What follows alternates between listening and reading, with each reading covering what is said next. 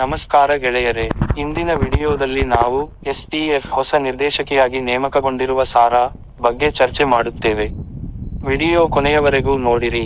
ಭಾರತದ ಮಾಜಿ ಕ್ರಿಕೆಟಿಗ ಸಚಿನ್ ತೆಂಡೂಲ್ಕರ್ ಅವರ ಪುತ್ರಿ ಸಾರಾ ತೆಂಡೂಲ್ಕರ್ ಜೀವನದ ಹೊಸ ಅಧ್ಯಾಯ ಶುರು ಮಾಡಿದ್ದಾರೆ.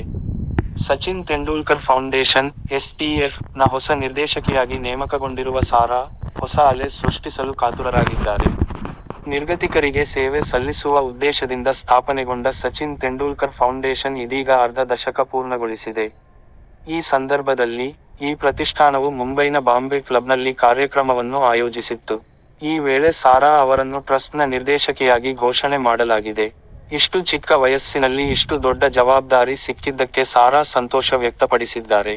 ಈ ಪ್ರತಿಷ್ಠಾನದ ಭಾಗವಾಗಲು ಮತ್ತು ತನ್ನ ಹೆತ್ತವರ ಉತ್ತಮ ಕೆಲಸವನ್ನು ಮುಂದುವರಿಸಲು ತಾನು ನಿಜವಾಗಿಯೂ ಸಂತಸಪಡುತ್ತೇನೆ ಎಂದು ಸಾರಾ ಹೇಳಿದ್ದಾರೆ. ಒಬ್ಬ ನಿರ್ದೇಶಕಿಯಾಗಿ, ನನ್ನ ಹೆತ್ತವರು ಪ್ರಾರಂಭಿಸಿದ್ದನ್ನು ಮುಂದುವರಿಸಲು ಮತ್ತು ಪ್ರತಿಯೊಂದು ಸಣ್ಣ ಕನಸನ್ನು ಪೋಷಿಸಲಾಗಿದೆ ಎಂದು ಖಚಿತಪಡಿಸಿಕೊಳ್ಳಲು ಉತ್ಸುಕನಾಗಿದ್ದೇನೆ. ಅಂತಹ ಸಂದರ್ಭಕ್ಕಾಗಿ ನನ್ನಿಂದ ಕಾಯಲು ಸಾಧ್ಯವಿಲ್ಲ.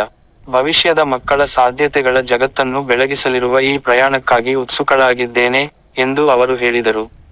ಒಬ್ಬ ನಿರ್ದೇಶಕಿಯಾಗಿ, ನನ್ನ ಹೆತ್ತವರು ಪ್ರಾರಂಭಿಸಿದ್ದನ್ನು ಮುಂದುವರಿಸಲು ಮತ್ತು ಪ್ರತಿಯೊಂದು ಸಣ್ಣ ಕನಸನ್ನು ಪೋಷಿಸಲಾಗಿದೆ ಎಂದು ಖಚಿತಪಡಿಸಿಕೊಳ್ಳಲು ಉತ್ಸುಕನಾಗಿದ್ದೇನೆ. ಅಂತಹ ಸಂದರ್ಭಕ್ಕಾಗಿ ನನ್ನಿಂದ ಕಾಯಲು ಸಾಧ್ಯವಿಲ್ಲ. ಭವಿಷ್ಯದ ಮಕ್ಕಳ ಸಾಧ್ಯತೆಗಳ ಜಗತ್ತನ್ನು ಬೆಳಗಿಸಲಿರುವ ಈ ಪ್ರಯಾಣಕ್ಕಾಗಿ ಉತ್ಸುಕಳಾಗಿದ್ದೇನೆ ಎಂದು ಅವರು ಹೇಳಿದರು. ಈ ಸಮಯದಲ್ಲಿ, ಅತಿಥಿಗಳ ಮುಂದೆ ಕಿರುಚಿತ್ರವನ್ನು ಸಹ ಪ್ರದರ್ಶಿಸಲಾಯಿತು. ಇದರಲ್ಲಿ ಪ್ರತಿಷ್ಠಾನದ ಕೆಲಸಗಳ ಬಗ್ಗೆ ವಿವರಣೆ ನೀಡಲಾಗಿತ್ತು. ಇನ್ನು ಈ ಸಂದರ್ಭದಲ್ಲಿ ಕೋಲ್ಡ್ಪ್ಲೇನ ಪ್ರಸಿದ್ಧ ಗಾಯಕ ಕ್ರಿಸ್ ಮಾರ್ಟಿನ್ ಉಪಸ್ಥಿತರಿದ್ದರು. ವೇದಿಕೆಯಲ್ಲಿ ಸಚಿನ್ ತೆಂಡೂಲ್ಕರ್ ಅವರೊಂದಿಗೆ ಖಾಸಗಿ ಸಂಭಾಷಣೆ ನಡೆಸಿದರು. ಅವರಲ್ಲದೆ, ಮಾಜಿ ಕ್ರಿಕೆಟಿಗರಾದ ಪ್ರವೀಣ್ ಆಮ್ರೆ, ಇರ್ಫಾನ್ ಪಠಾಣ್, ಅಜಿತ್ ಅಗರ್ಕರ್ ಮತ್ತು ಅಜಯ್ ಜಡೇಜಾ ಕೂಡ ಕಾರ್ಯಕ್ರಮದಲ್ಲಿ ಭಾಗವಹಿಸಿದ್ದರು. ಈ ಚಾನೆಲ್ನಲ್ಲಿ ಹೊಸದಾಗಿ ಇದ್ದರೆ, ದಯವಿಟ್ಟು ಸಬ್ಸ್ಕ್ರೈಬ್ ಮಾಡಿ ಮತ್ತು ನಮ್ಮ ಹೊಸ ಅಪ್ಡೇಟ್ಗಳಿಗಾಗಿ ಬೆಲ್ ಐಕಾನ್ ಒತ್ತಿರಿ. ಈ ವಿಡಿಯೋ ನಿಮಗೆ ಇಷ್ಟವಾದರೆ ಲೈಕ್ ಮಾಡಿ.